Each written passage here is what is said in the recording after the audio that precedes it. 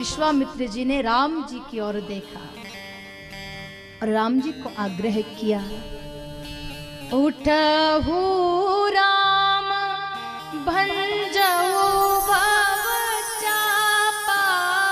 उठहु राम भंजहु भव चापा।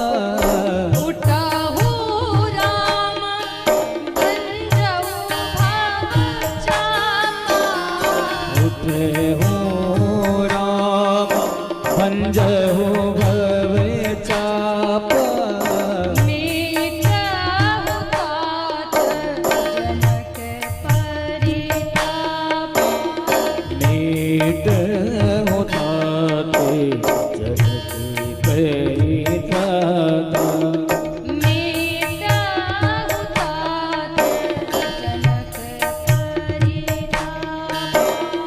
मीटहु राम जनक परिताप। हे राम उठो। तो राम जी हाथ जोड़ कहे, प्रभु हमसे ना कहिए कि धनुष उठा लो। यदि हमने उठा दिया और गलती से उठ गया तो जानकी जी से हमारा ब्याह हो जाएगा, और ब्याह हो गया तो रघुकुल की मर्यादा टूट जाएगी। क्यों? बोले यहाँ जितने राजा आए हैं सबको तो बुलाया है, पर हम ही ऐसे हैं जो बिन बुलाया है। सबको बुलाया है जनक जी ने, बस अयोध्या वालों में से किसी को नहीं बुलाया। और अयोध्या वालों में से क्यों नहीं बुलाया, इसके पीछे बड़ी सुंदर एक कथा है। बहुत बार तो भक्त कहते हैं ऐसा क्या कारण था कि नहीं बुलाया, कोई दुश्मनी होगी। दुश्मनी नहीं थी। तुलसी कृत में दर्शन आता है कि एक बार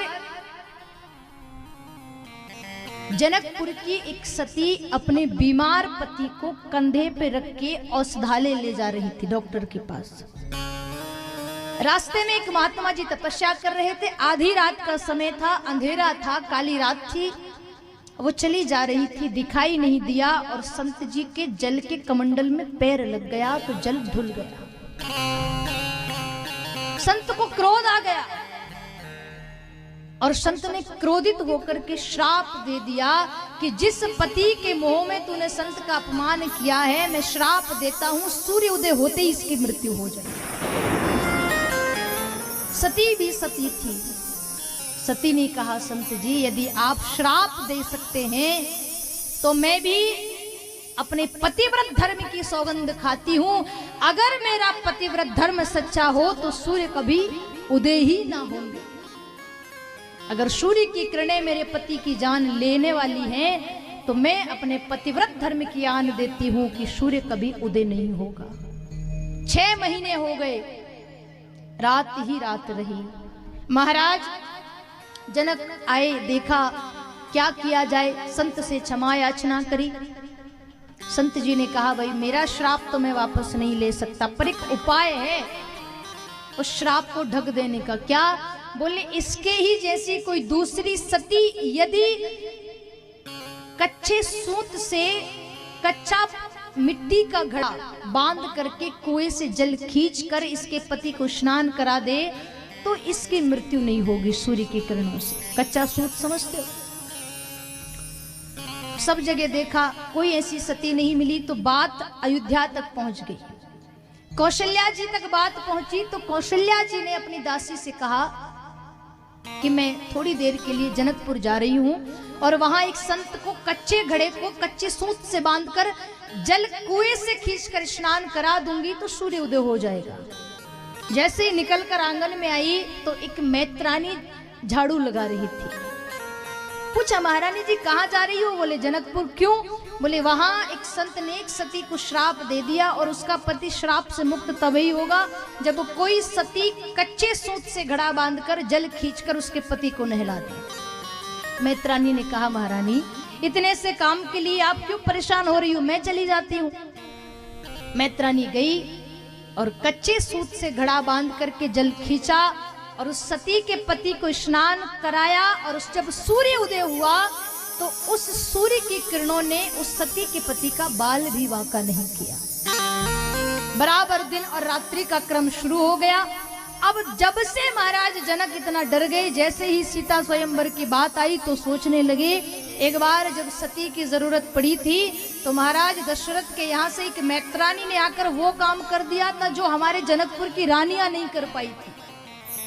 और अब कहीं धनुष उठाने की बारी में किसी मैत्र ने आकर धनुष उठा लिया तो जानकी जी का विवाह कैसे करूंगा। इसी डर के मारे उन्होंने अयोध्या जी में बुलावा नहीं भेजा। राम जी कहते महाराज हम बिन बुलाए आए हैं, मत कहिए धनुष उठाने को। पर विश्वामित्र जी कहते इसलिए नहीं कह रहा हूं कि उठ करके धनुष भंग करके सीता से विवाह करो। हे राम, जिस सभा में परब्रह्म बैठा हो उस सभा में एक ब्रह्म ज्ञानी का बिलखना शोभा नहीं देता।